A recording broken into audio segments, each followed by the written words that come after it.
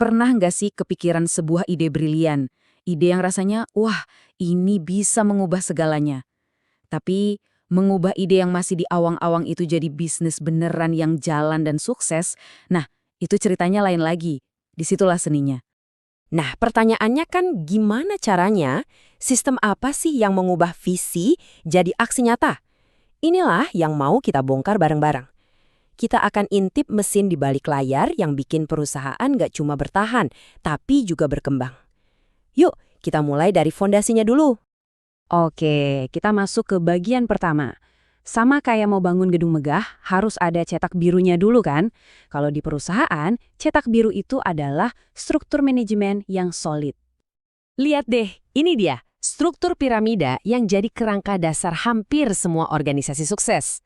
Setiap level ini, dari paling atas sampai paling bawah, punya tugasnya masing-masing yang super penting.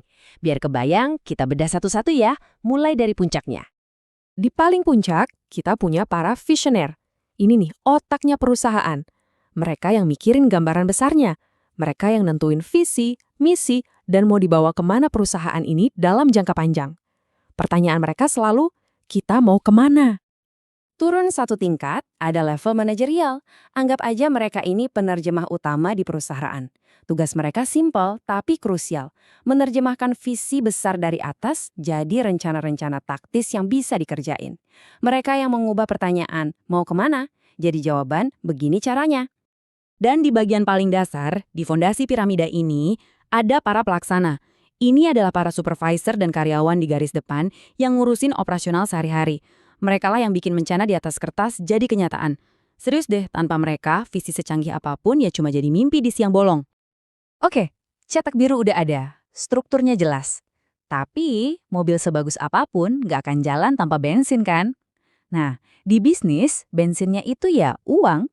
Sekarang kita lihat gimana caranya mengelola uang ini jadi bahan bakar buat mesin perusahaan. Perencanaan keuangan itu ibarat jembatan yang menghubungkan ide dengan eksekusi. Penting banget.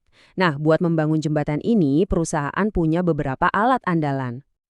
Alat pertama, peramalan keuangan. Bayangin aja ini kayak bola kristal buat ngintip kondisi keuangan perusahaan di masa depan. Tujuannya, biar perusahaan nggak kehabisan bensin di tengah jalan. Jadi setiap langkah itu udah ada hitung-hitungannya. Yang kedua, penganggaran modal atau capital budgeting. Ini bukan sekedar bagi-bagi duit ya. Ini tuh proses mikir keras buat nentuin investasi jangka panjang. Misalnya bangun pabrik baru atau rilis produk yang game-changing. Ini cara perusahaan bertaruh besar untuk masa depan. Terakhir ada yang namanya XBRL. Gampangnya ini tuh kayak bahasa universal untuk laporan keuangan digital. Biar semua pihak, investor, pemerintah, manajer ngomongin data keuangan pakai bahasa yang sama. Hasilnya, laporan jadi akurat, cepat, dan transparan. Ini penting banget buat membangun kepercayaan. Oke, struktur beres, uang ada. Terus apa lagi? Ya manusianya dong, orang-orang di dalamnya. Mereka lah detak jantung dari semua operasi. Tanpa mereka, mesin secanggih apapun ya cuma jadi pajangan. Nah, disinilah konsep Employee Relationship Management atau IRM berperan. Ini bukan cuma soal program hura-hura biar karyawan seneng ya. Ini adalah sebuah sistem strategis buat membangun tim yang positif, loyal, dan pastinya produktif. Cara kerja IRM itu kayak siklus yang saling menguntungkan. Gini deh, pas perusahaan investasi ke karyawannya, karyawan kan jadi ngerasa dihargai dan termotivasi. Ujung-ujungnya, mereka bakal ngasih kinerja terbaik buat perusahaan. Win-win solution kan? RM yang bagus itu punya 3 pilar utama. Pertama, retensi. Maksudnya, gimana caranya biar talenta-talenta terbaik nggak kabur. Kedua, kepuasan. Bikin lingkungan kerja jadi tempat yang asik dan positif. Dan ketiga, produktivitas. Ini biasanya ngikutin aja kalau 2 pilar pertama udah kuat. 3 hal ini kalau digabungin, jadi strategi SDM yang mantap. Oke, jadi kita udah bahas 3 elemen kunci, struktur, duit, dan orang.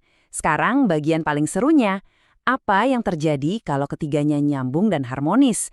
Dan apa yang terjadi kalau semuanya berantakan? Bedanya, wah kayak langit dan bumi.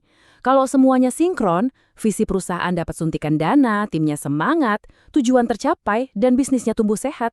Tapi kalau nggak sinkron, strategi cuma jadi wacana tanpa anggaran, karyawan pada resign, proyek banyak yang gagal. Bener-bener beda antara simfoni yang merdu sama suara bising yang bikin pusing. Nah, setelah kita bongkar mesin perusahaan ini, ada satu pertanyaan terakhir buat Anda. Coba deh pikirin organisasi Anda sekarang. Dari 3 sistem tadi, struktur, keuangan, dan manusia, mana yang udah jadi kekuatan super kalian? Dan mana yang kayaknya perlu di-setel ulang?